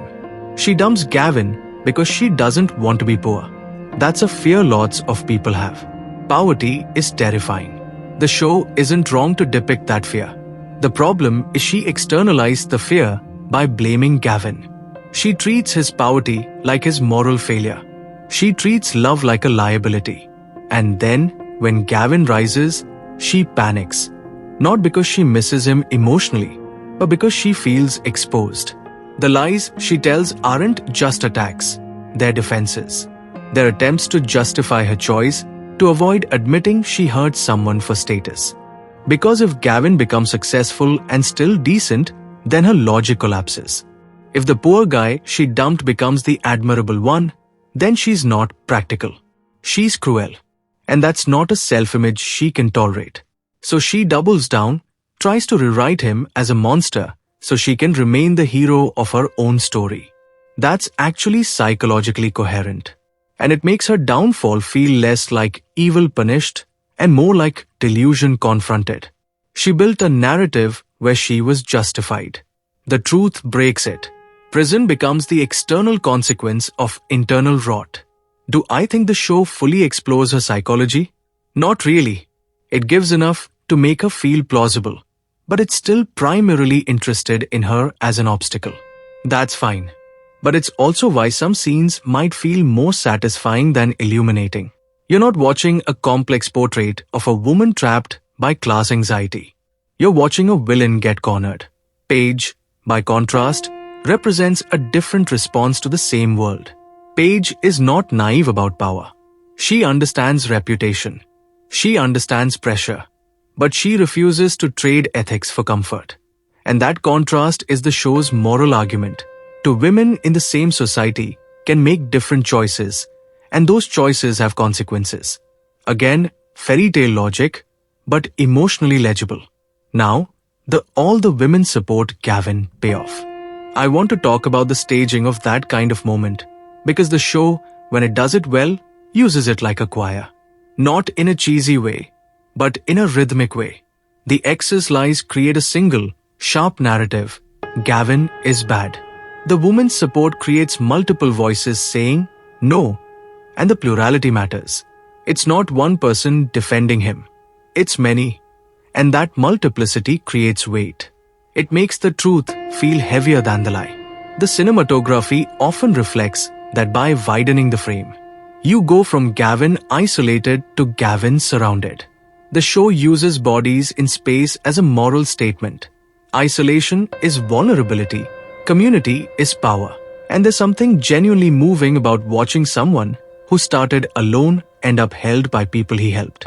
Wait, because I think that's one of the most important emotional beats. Gavin doesn't just get rich. He stops being alone. And that is the real opposite of humiliation. Humiliation isolates you. It makes you feel like everyone is watching you fail and no one is on your side. Vindication, in this show, is being seen with kindness. It's being supported. It's being held. Now, I've said a lot about moral themes, but I also want to talk about pure entertainment. The show is fun. It has that binge energy. The system mechanic gives it momentum. The escalation of wealth scratches the itch of, I want to see him win bigger. The villain gets increasingly desperate, which is always entertaining. The romance provides warmth. The legal and business elements give variety in setting and stakes. It's the kind of drama you put on, and suddenly it's 3 a.m. and you're like, how did I get here? And I mean that as a compliment. It's engineered to keep you watching. It ends scenes with emotional hooks. It introduces problems that feel urgent. It provides resolution often enough that you don't feel constantly punished. It's a comfort binge. But comfort binges can also be shallow. This one surprised me by having occasional depth. Not consistent depth, but enough. Enough to make you think about why humiliation hurts. Enough to make you feel something about class. Enough to make you appreciate a character trying to stay decent in a world that rewards cruelty. Now, if I'm going to be critical, I also have to mention the potential ethical slipperiness of the system concept. Because when you tie monetary reward to helping women, you risk implying that women's pain is an opportunity. The show's counter-argument is that the system is not Gavin's invention. It's a weird external mechanic that rewards him for doing what's right. But still, the narrative pleasure is woman in trouble leads to money. That's a weird equation, even if the show tries to make it feel wholesome. For me, the difference between tolerable and gross is how Gavin is portrayed in those moments. And the show generally portrays him as empathetic rather than opportunistic. He doesn't lie. He doesn't treat them like quests. He often looks uncomfortable with how much money he's getting. He sometimes seems more shaken by the injustice than excited by the payout. That helps. Also, the show frames the woman's issues as systemic. Debt, exploitation, social pressure. They're not silly problems. They're not, I lost my purse. They're heavy. And Gavin's intervention is not always just money. Sometimes it's standing up, using legal leverage, creating alternatives. That makes the help feel more substantial than a transactional exchange. But I still think it's fair for viewers to feel uneasy. And I'm not going to dismiss that unease. If the premise rubs you wrong, it rubs you wrong. No amount of, but he's nice, will change that. I just think the execution is more thoughtful than the premise suggests. Now, the show's humor is understated but present. There are moments where Gavin's old working-class bluntness collides with elite etiquette, and it's genuinely funny. Not because the show is mocking him, but because it's showing how ridiculous class performance can be. Like, the way wealthy spaces expect you to speak, to pause, to smile, to pretend you're not thinking about anything messy. Gavin sometimes just says the thing, and the reactions are priceless. There's also the humor of Gavin's disbelief at his own luck. The first huge payout is a comedy beat disguised as shock. You can feel him thinking, is this a scam? And honestly, that's relatable. If you've ever been broke and suddenly something good happens, your first instinct isn't joy. It's suspicion. The show gets that. It gets the psychology of scarcity. Abundance feels dangerous at first. Wait, because that scarcity psychology is also what makes Gavin's eventual peace feel earned. When you've lived in scarcity, you don't trust stability. You keep waiting for the floor to fall out. Gavin's arc isn't just get money. It's learn to believe the floor exists. That's what Page helps with. That's what community helps with. That's what consistency helps with. Now, I want to explore the idea of no regrets a little more, because I think the ending's emotional resonance depends on how you interpret that phrase. For some viewers, no regrets means Gavin got everything he wanted and feels satisfied. For others, it means Gavin made peace with the fact that pain happened, but it doesn't control him anymore. I personally read it as the second. Because if the show's message were get rich and you won't regret anything, that would be shallow and frankly annoying. But if the message is build a life you can respect and regret loses its grip, then that's something else. That's growth. That's healing. And the show hints at that because Gavin's final win isn't just external. It's internal. He wins Page not as a prize, but as a partner. He wins wealth not as validation, but as tool. He wins community not as applause, but as belonging. And he wins against the ex not just by seeing her punished, but by refusing to let her define him anymore. Now, I want to talk about the romance resolution with Page, because romance endings can be tricky in a drama that's primarily about power and revenge. If the romance is too emphasized, it can feel like it's hijacking the story. If it's too underplayed, it can feel like a checkbox. This show lands somewhere in the middle. Page is important, but she doesn't become the sole purpose of Gavin's life. Gavin's life is bigger than romance. That's good. It's healthier. The romance feels like it's about mutual respect more than fireworks. Page chooses Gavin not because he's rich, but because he's consistent. Gavin chooses Page not because she's perfect, but because she offers him a future not built on proving. Their relationship becomes the evidence that Gavin's rise wasn't just a reaction to trauma. It was a movement towards something. Now, the drama's business empire element, restaurants, also functions as an emotional symbol of feeding. That might sound corny, but it's real. Food is care. Restaurants are spaces where people gather. Gavin building a restaurant kingdom is like him creating spaces of warmth and community, which is the opposite of the cold humiliation he started in. It's not just money, it's hospitality. And the show's visuals often lean into that. Warm lighting, bustling scenes, the sense of life. The law firm, conversely, is about protection through structure. It's about not just feeding people, but defending them. It's a different kind of care. And I liked that the show gives Gavin both. It gives him the soft power of hospitality and the hard power of law. It's like it's saying, kindness without structure is vulnerable, and structure without kindness is cold. Gavin becomes someone who can do both. Now, if you're a critics type viewer, you might question the plausibility of one person building all of this so quickly. And yes, it's implausible. But the show is not a business realism drama. It's a symbolic rise. The restaurants and law firm are not meant to be realistic career arcs. They're meant to represent stages of power. Stage 1, survival money. Stage 2, comfort and safety, the home. Stage 3, community creation, restaurants. Stage 4, institutional defense, law. Stage 5, narrative vindication, reputation restored. Stage 6, personal peace, page, no regret. That's the arc shape. And when you watch it like that, the implausibility stops mattering as much. Wait, because I think the biggest reason people connect to this drama is the fantasy of being rewarded for being decent. That's the healing fantasy. But the show also includes a darker subtext. Decency is not always safe. You can be decent and still be attacked. You can be decent and still be misunderstood. So the story gives you both the warmth of reward and the tension of vulnerability. That mix is what keeps it from being pure candy. Now, I'm going to talk about one more kind of scene the show does that I found effective, the threshold scene. Gavin standing at a threshold between worlds.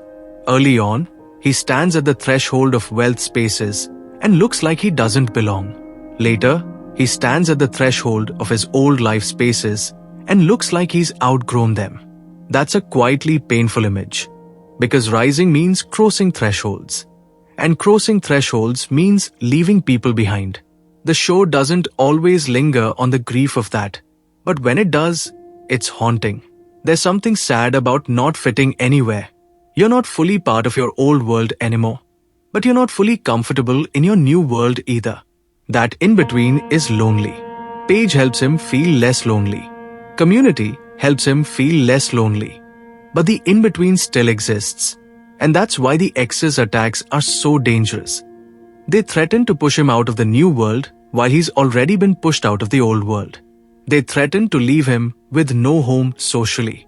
So when he survives the smear campaign and is supported by people, it's not just he wins. It's he has a place. Now, I want to speak to fans who love the ex's downfall. It's cathartic. It's supposed to be.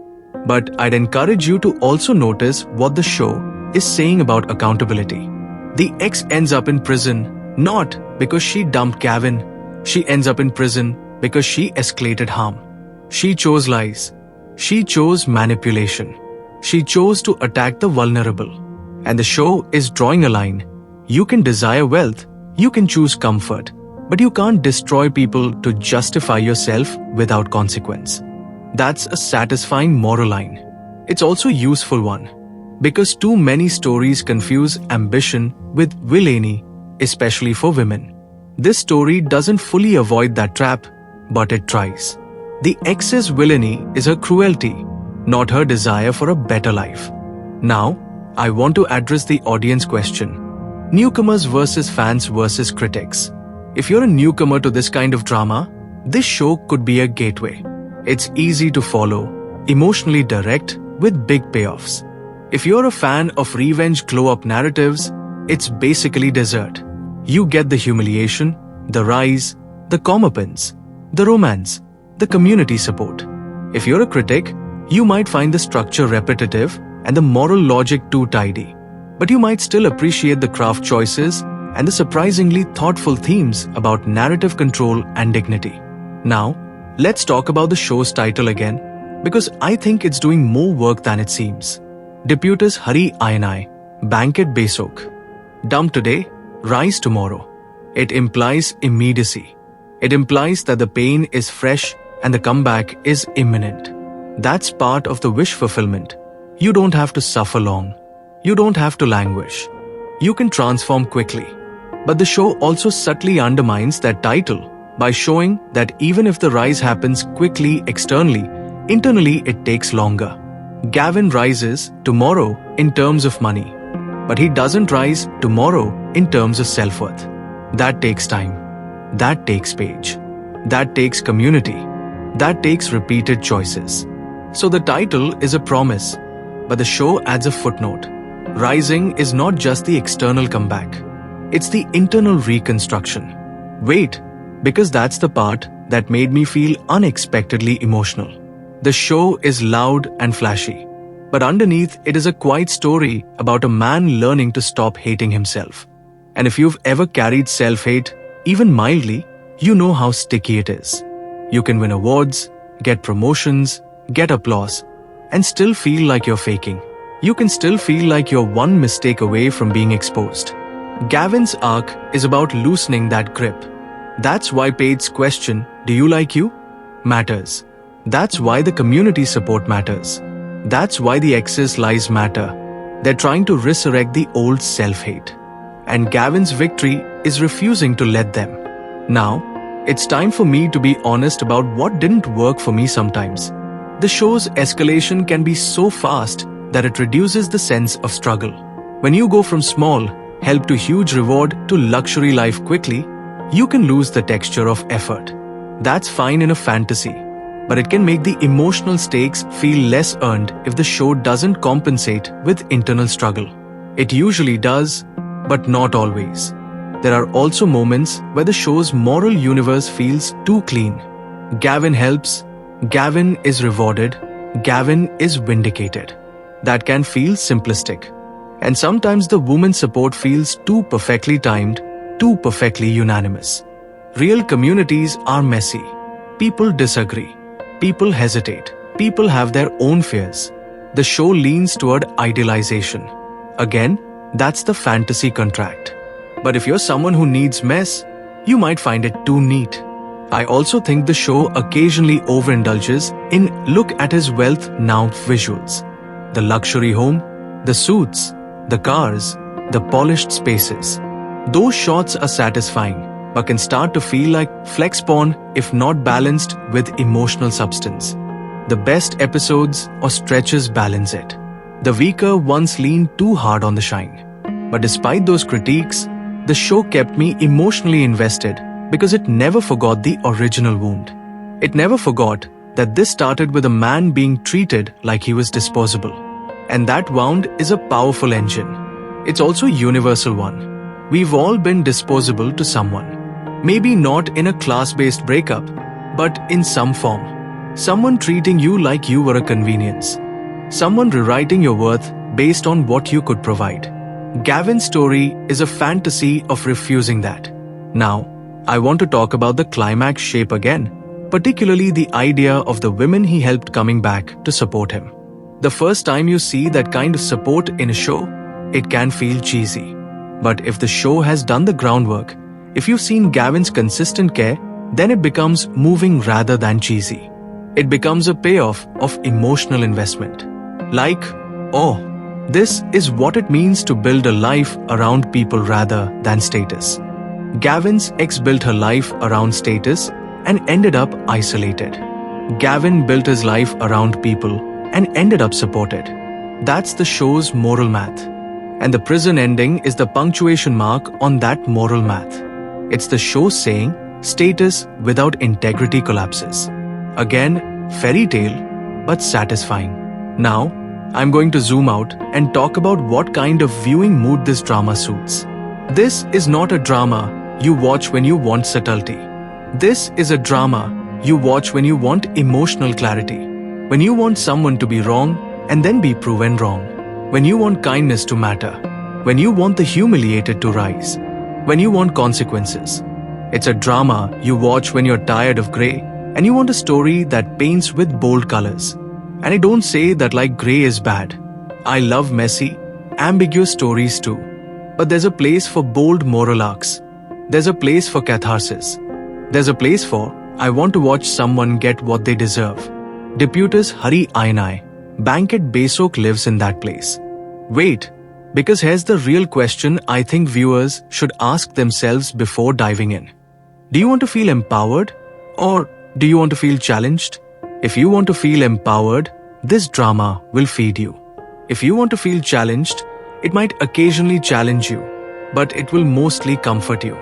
Now, let me talk about the title's Bangkit Besok again, Because rise tomorrow is also about time. It's about refusing to languish. But real life sometimes requires languishing. Real life sometimes requires grief. Real life sometimes requires sitting the brokenness before you rebuild. The drama doesn't do that. It moves. It gives you motion as medicine. That's fine, but it's worth acknowledging. This is not a grief drama. This is a comeback drama. And comeback dramas have their own craft challenges. They can become repetitive. They can become hollow. This one avoids hollowness by rooting the comeback in care rather than pure ambition. It avoids repetition by escalating stakes and adding new arenas of conflict.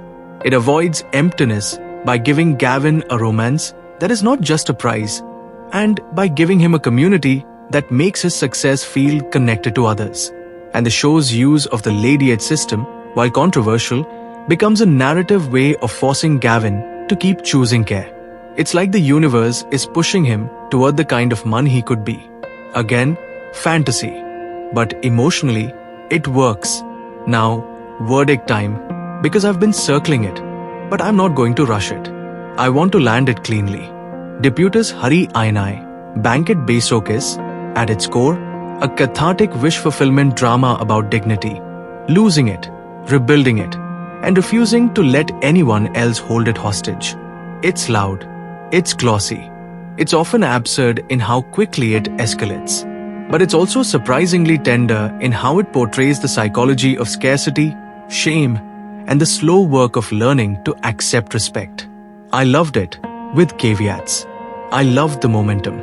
I loved how it turns self-control into suspense. I loved the community payoff. I loved Paige as an anchor who makes the romance feel like healing rather than conquest. I loved that Gavin's masculinity is framed through protection and responsibility more than domination. And I loved that the show is fundamentally on the side of the idea that decency should matter.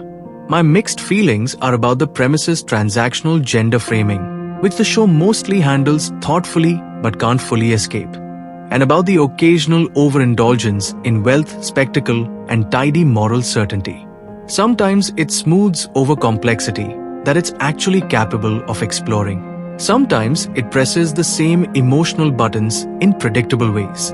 If those things irritate you, you'll feel them. If you're a newcomer who wants a drama that's easy to binge, emotionally direct, and packed with, finally, moments, this is absolutely worth your time. If you're a fan of rise and revenge narratives, especially ones that pivot into community vindication instead of pure cruelty, you're going to eat this up. If you're a critic who demands realism, ambiguity, and slow character study, you might not vibe with the fantasy mechanics, but you might still appreciate the craftsmanship in performance and the thematic through line about narrative control and dignity. If you should skip it, it's probably if the very concept of help women get money feels irredeemable to you, or if you get bored by formulaic escalation, or if you're looking for a grounded, realistic depiction of class struggle rather than a symbolic, magical justice fable. And if you did watch it and it hit you the way it hit me, tell me what scene made you sit up. Was it the humiliation opener? Was it the first big payout shock? Was it the moment people finally stood up for him? Was it Paige cutting through his armor with one quiet question?